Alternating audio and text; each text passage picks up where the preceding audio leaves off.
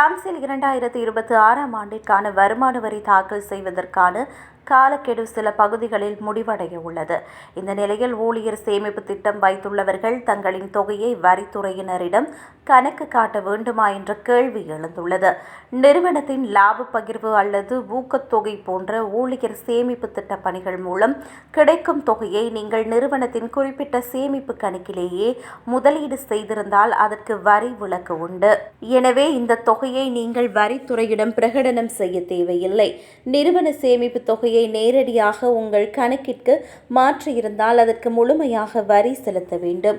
ஒருவேளை அந்த சேமிப்பு தொகையை நீங்கள் நேரடியாக உங்கள் வங்கி கணக்கில் பெற்றிருந்தால் அது உங்களின் கூடுதல் வருமானமாக கருதப்படும். இதனால் இந்த தொகையை நீங்கள் உங்களது வருமான வரி தாக்கலில் கட்டாயமாக குறிப்பிட வேண்டும்.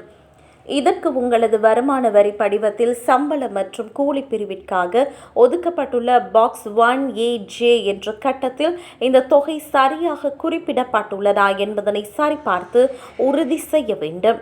நிறுவன சேமிப்பு திட்டத்தில் முதலீடு செய்யப்பட்டு பின்னர் எடுக்கப்படும் தொகையின் வட்டி அல்லது லாபத்திற்கு வருமான வரி கிடையாது. ஆனால் அதற்கு சமூக பாதுகாப்பு பங்களிப்பு கட்டணம் வசூலிக்கப்படும். இந்த தொகை நீங்கள் பணத்தை எடுக்கும் போது கழிக்கப்படும்.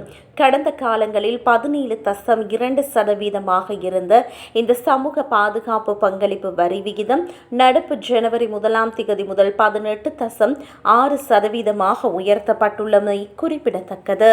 எனவே உங்களது வரி தாக்கலை முடிப்பதற்கு முன் இந்த விவரங்களை சரிபார்த்து கொள்ளுமாறு அறிவுறுத்தப்படுகிறது.